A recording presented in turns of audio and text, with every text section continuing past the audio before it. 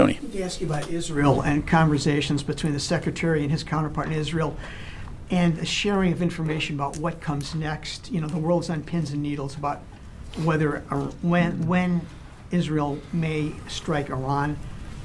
What's the tenor of the conversation and frequency between either the E-ring here and Secretary Austin and his counterpart? Yeah, so your last question there. I mean, as you know, Secretary Austin and Minister Gallant have a close working relationship. They talk frequently.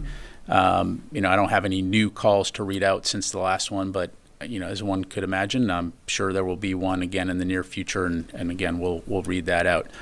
As we have been from the beginning, those conversations are very focused on the situation in the Middle East, the tensions in the Middle East, the defense of Israel, but also looking at ways to ensure that what we're seeing there does not escalate into a wider regional conflict, and to work toward a diplomatic resolution of the tensions.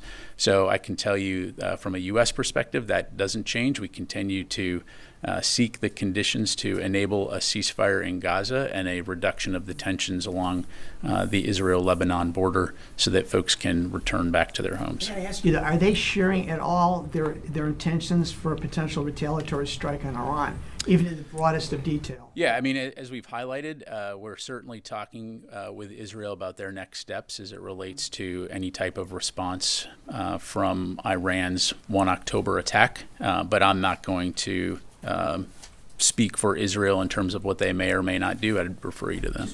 Are they going to give you a heads up of some kind of imminent action? Did they make any commitment on that? Yeah. Again, I'd refer you to Israel to talk about what they may or may not do. Tony, we're going to continue to keep the lines of communication open for all the reasons that I highlighted. Joseph. Thanks. Just staying on